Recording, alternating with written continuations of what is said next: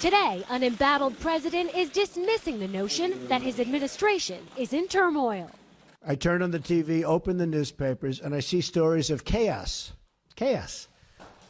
Yet it is the exact opposite. This administration is running like a fine-tuned machine, despite the fact that I can't get my cabinet approved. But controversy continues to haunt the West Wing. The whole Russian thing, that's a ruse. That's a ruse.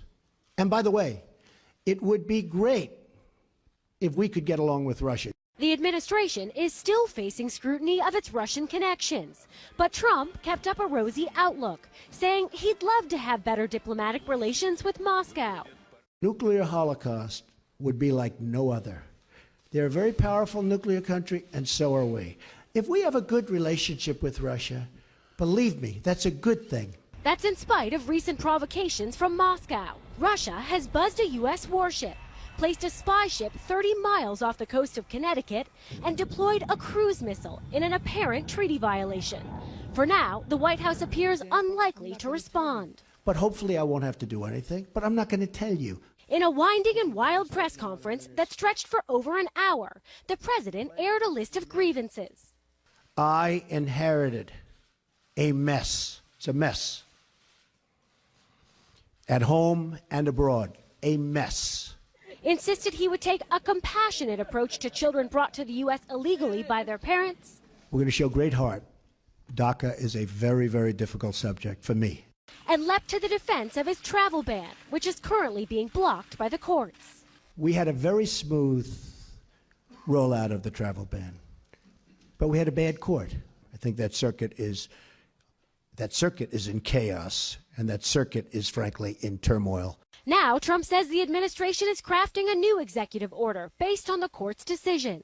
We can tailor the order to that decision and get just about everything, in some ways more, but we're tailoring it now to the decision. But while the administration faces pressing priorities, Trump, who once professed his love of WikiLeaks, this just came out. WikiLeaks, I love WikiLeaks, is now preoccupied with cracking down on them.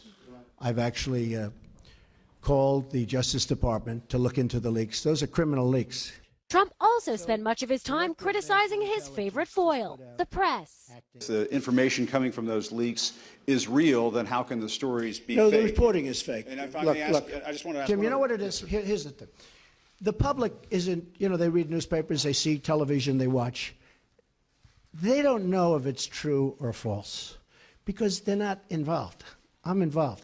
And I'll tell you what else I see. I see tone, the word tone. The tone is such hatred. I'm really not a bad person, by the way.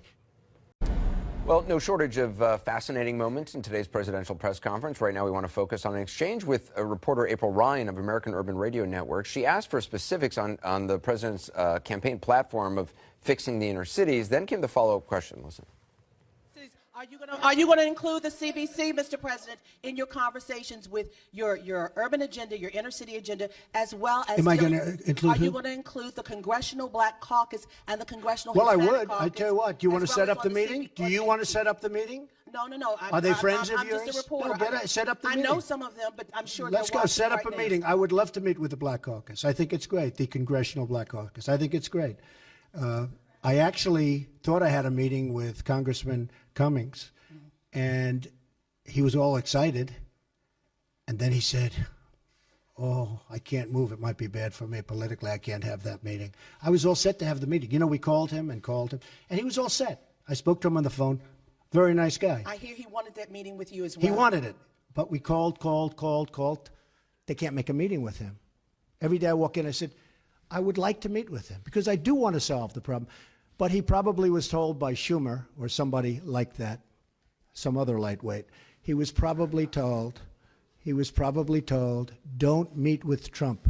It's bad politics, and that's part of the problem in this country.